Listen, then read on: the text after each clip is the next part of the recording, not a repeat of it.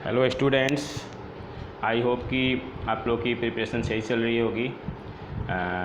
मैं यूट्यूब पे वीडियोज आपको भेजता हूँ और आई होप कि आप लोगों ने चैप्टर्स किया होगा, लेकिन आज से मैं एक नई शुरुआत कर रहा हूँ। मैं चैप्टर 1 से लेकर के 1 2 3 4 5 कम से कम 1 to 5 चैप्टरों का मैं सोच रहा हूँ कि जून मंथ में एक एक क्वेश्चन सॉल्व किया हुआ मैं आपको समझाऊंगा। पीडीएफ में मैंने सॉल्यूशन पीडीएफ बना रखी है सॉल्यूशंस की। मेरे पुराने पिछले साल के स्टूडेंट्स की कॉपीज़ हैं जिनके बड़े अच्छे मार्क्स आए थे, अच्छी राइटिंग में है। फिर मैं आपको उसमें ये रिकॉर्डिंग के थ्रू आपको समझाऊंगा एक एक लाइन, और फिर आप मैं पूरी मुझे उम्मीद है कि आप उसके एक एक क्वेश्चंस को सॉल्व करके और मुझे कॉपी चेक करवाएंगे जब लॉकडाउन ओपन होगा। तो हम बात करते हैं, क्वेश्चंस शुरू करेंगे। तो सबसे पहले हम आते हैं चैप्टर 1 जो हमारा है नंबर सिस्टम। मैं आपको नंबर सिस्टम के विषय में बताना चाहूँगा। नंबर सिस्टम क्या है? बेसिकली ये एक सिस्टम ऑफ नंबर है जिसमें पूरे नंबरों के कुंडली के विषय में हमें पढ़नी होती है। आपको अभी जो है इस क्लास में 9th क्लास में रेशनल और इरेशनल नंबर तक पढ़ना है और रियल नंबर का जस्ट इंट्रोडक्शन है। फिर 10th में जाओगे तो रियल नंबर के ऊपर भी काफ़ी चीज़ें पढ़नी है। 11th और में भी हमारे को रियल नंबर, और वहाँ जाकर हमें कॉम्प्लेक्स नंबर पढ़ना होता है। रियल और इमेजिनरी उसमें दोनों आ जाते हैं। सामने स्क्रीन पर आपको डिफ़ाइन किया हो गया है रेशनल नंबर। यहाँ पर मैं नहीं लिखा है, मैं आपको समझा दे रहा हूँ क्योंकि आपने 8th में भी पढ़ी थी रेशनल नंबर। रेशनल नंबर हम किसे कहते हैं? बेसिकली रेशनल नंबर एक ऐसा नंबर होता है जिसको हम P/Q के फॉर्म में लिख सकते हैं। यानी a number which can be written in the form of P/Q where Q is not equal to 0 is known as rational number. मैं आपको इस पर थोड़ा सा सॉल्व लिख के बता रहा हूँ।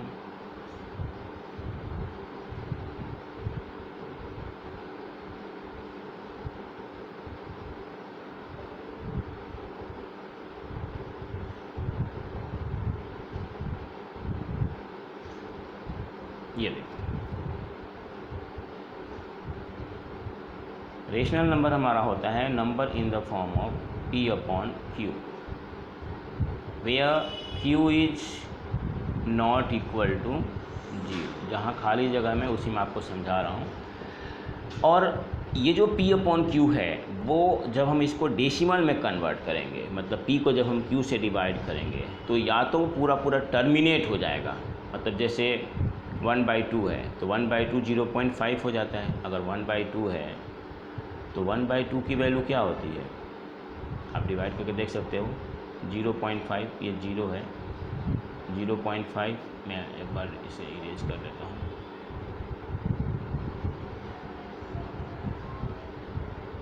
ये हमारा है 1 मिनट,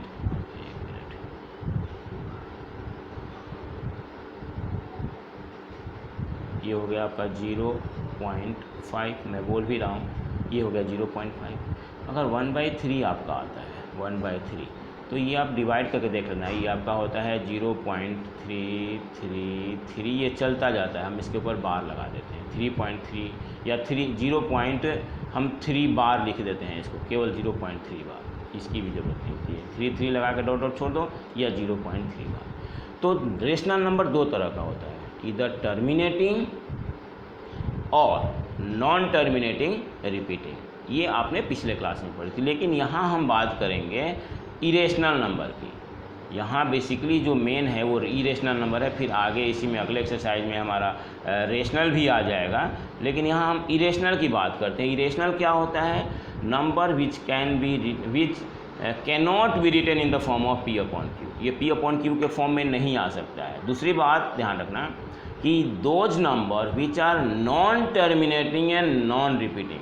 जैसे एग्जांपल मैं आपको दे रहा हूँ, जैसे मान लो कि हमारे पास आ गया 1.05009 और डॉट डॉट डॉट डॉट लगा हुआ है। ये कोई टर्मिनेट नहीं होगा, ये डॉट डॉट डॉट लगा होता है, यहाँ पर डॉट डॉट डॉट लगा होता है, और ये कोई पैटर्न भी नहीं बन रहा है। जैसे 05 आया, फिर 009 आ गया, फिर पता नहीं आगे क्या नंबर आएगा। तो ये नंबर जो होते हैं, जो इरेशनल नंबर होते हैं, वो नॉन टर्मिनेटिंग और नॉन रिपीटिंग होते हैं। जैसे देखो, कोई भी नंबर हमारे पास है वो या तो रेशनल होगा या फिर इरेशनल होगा। अगर वो रेशनल नंबर है तो उसको हम P/Q के फॉर्म में लिख सकते हैं। जो इरेशनल है उसको हम P/Q के फॉर्म में नहीं लिख सकते हैं। जो रेशनल है जिसको हमने P/Q के फॉर्म में लिखा है वो या तो P को जब हम Q से डिवाइड करेंगे तो पूरा पूरा टर्मिनेट हो जाएगा, या अगर टर्मिनेट नहीं होगा तो रिपीटेशन में आएगा। लेकिन जो इरेशनल नंबर होगा वो ना ही पूरा पूरा टर्मिनेट होगा। अब यहाँ तो डिवाइड करने की बात ही नहीं हो रही है क्योंकि ये तो P/Q के फॉर्म में है ही नहीं। लेकिन जो डेसिमल में लिखा होगा वो या तो नॉन टर्मिनेटिंग होगा या फिर या तो वो मतलब या ना ही वो टर्मिनेटिंग होगा, यानी कि वो नॉन टर्मिनेटिंग होगा और नॉन रिपीटिंग दोनों होगा, जैसे मैंने आपको भी एग्जाम्पल दिया था। अब जो रेशनल और इरेशनल होते हैं उन दोनों को अगर हम कंबाइन कर दें तो हमारे पास सेट बनता है, उसको हम रियल नंबर कहते हैं। रियल नंबर क्या है? The set of rational and irrational numbers. अब एक चीज़ मैं यहाँ पर और बताना चाहूँगा, अभी तो आप 9th में पढ़ रहे हो, 10th 11th में जाओगे तो इसी रियल नंबर को हम थोड़ा दूसरे तरीके से डिफाइन करते हैं। डेफिनीशन नहीं है, तरह से आपका एक एग्जाम्पल है। डेफिनीशन इसका होता है, आप बेशक नोट कर लो, मैं आराम से बोल रहा हूँ। Real number are those number whose square is positive. Real numbers are those number whose square is positive. अब आपके माइंड में क्वेश्चन आ रहा होगा कि सर हम किसी भी नंबर का स्क्वायर करेंगे तब तो वो पॉजिटिव ही होगा, निगेटिव तो होगा ही नहीं, क्योंकि माइनस का भी स्क्वायर प्लस हो जाता है। लेकिन अगर यही किसी का माइंड में होगा तो मैं एक चीज़ आपको यहाँ बताना चाहूँगा। अगर मान लो कि -2 है रूट में, अगर आप इसका स्क्वायर करोगे तब बच्चों आपने पढ़ा होगा कि कोई भी नंबर अगर रूट के अंदर होता है और उसका हम स्क्वायर करते हैं तो केवल रूट हट जाता है। तो ये नंबर जो रूट के अंदर नेगेटिव होंगे वो नंबर रियल कभी नहीं हो सकते हैं। वो नंबर जो होते हैं वो इमेजिनरी कहलाते हैं। और वो इमेजिनरी वाला कॉन्सेप्ट हमें जाकर के 11th क्लास में पढ़ना है, वो आपको 10th में भी नहीं पढ़ना है।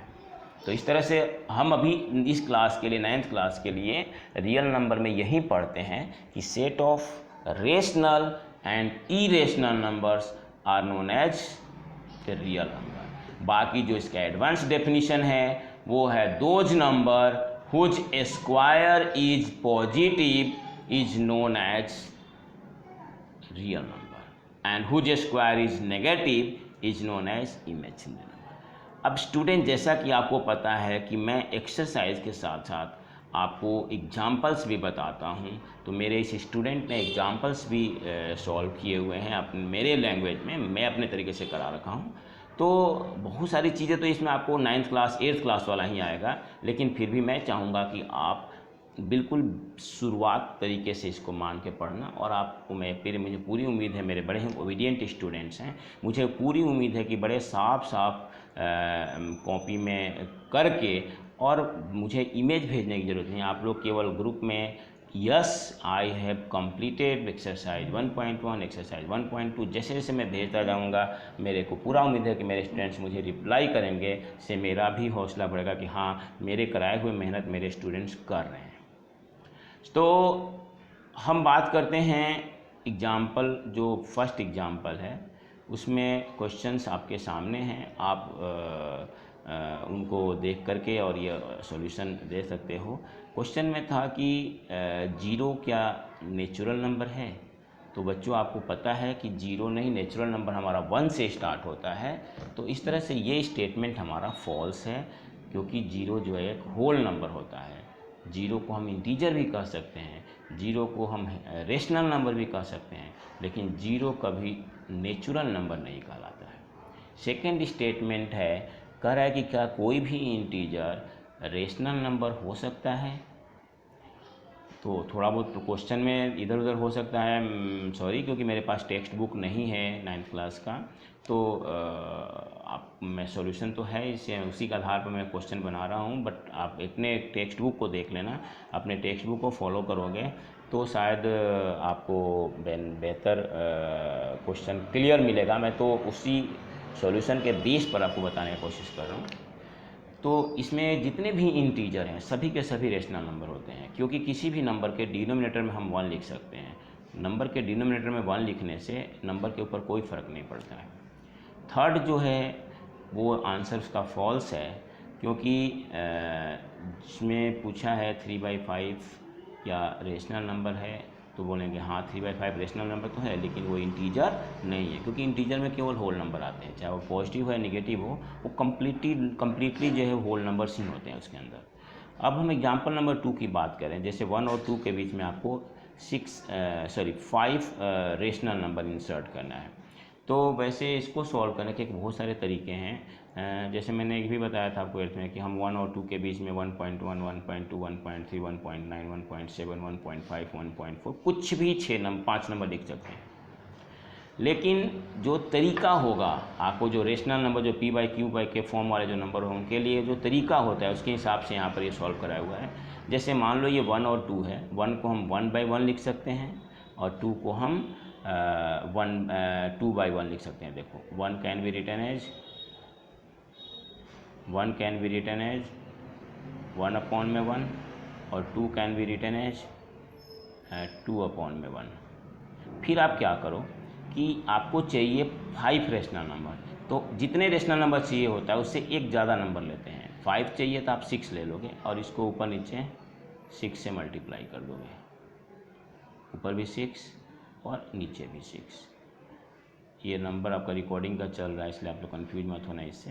तो इस तरह से ये हमारा जो नंबर है वो हो गया 6/6, नंबर हमारा आ गया 6/6। और दूसरे नंबर को भी हम 6 से ही मल्टीप्लाई करेंगे, तो ये हो जाएगा 12/6। तो 6/6 और 12/6, जिसमें दोनों की जो एब्सोल्यूट वैल्यू है, दोनों की ही एब्सोल्यूट वैल्यू 1 और 2 है। So don't worry. अब हम क्या करेंगे कि 6 और 12 के बीच में आप ढूंढो, आपको 5 नंबर बड़े आसानी से मिल जाएंगे। 5 नंबर आपको आसानी से मिल जाएंगे। कौन कौन से मिल जाएंगे? ऑब्वियसली 7/6 जो कि 1 से बड़ा होता है, 8/6 वो भी 1 से बड़ा होता है, 9/6, 10/6 एंड 11/6। ये 5 नंबर्स आपके आ गए जो कि आपको यहाँ पर आंसर लिखा हुआ है। 7/6, 8/6, 9/6, 10/6 और यहाँ आप एंड लिख लेना क्योंकि ये किसी स्टूडेंट की कॉपी है, एंड 11/6। तो ये हमारा एग्जाम्पल नंबर 2 हो गया। अब एक्सरसाइज की अगर हम बात करें, मैं इसको इरेज कर दे रहा हूँ क्योंकि ये स्क्रीन आपको मिल चुका होगा। अब दूसरे क्वेश्चन के लिए मैं इस स्क्रीन को इरेज कर देता हूँ। ये आपका जो भी लिखा हुआ है इरेज हो जाएगा, पहले वहाँ आपको रिकॉर्ड हो चुका होगा। और एक चीज़ मैं आपको और कहूँगा, अगर किसी भी पेज को देखने में अगर आपको सुविधा होगी तो आप उस पेज का स्क्रीनशॉट लेकर के और उसको जूम कर सकते हो। हालांकि इसमें काफ़ी क्लियर है, मुझे नहीं लग रहा है कि आपको दिक्कत आएगी, बट फिर भी आप उस पेज को खोल करके और आप ऐसे जूम कर सकते हो, इसको बढ़ा सकते हो, स्क्रीन को घटा सकते हो, जूम इन भी कर सकते हो, जूम आउट भी कर सकते हो, दोनों कर सकते हो। हमारा जो पहला क्वेश्चन है कि क्या 0 एक रेशनल नंबर है? तो मैंने आपको अभी बताया कि जितने भी इंटीजर होते हैं वो सबके सब रेशनल नंबर होते हैं, क्योंकि हर इंटीजर के डिनोमिनेटर में हम 1 लिख सकते हैं। तो 0 को हमने लिख दिया 0/1, तो इस तरह से ये हमारा इंटीजर हो जाएगा। ये आपको 3 और 4 के बीच में 7 रेशनल नंबर्स लिखने हैं, मैंने तरीका आपको बता दिया। 3 को 3/1 और 4 को 4/1 लिख सकते हो। फिर हम 7 से इनको मल्टीप्लाई कर देंगे। क्यों 7 से मल्टीप्लाई करेंगे? क्योंकि यू नीड 6 रेशनल नंबर, और हमें जितने रेशनल नंबर लेना होता है उससे एक नंबर हम ज़्यादा लेते हैं।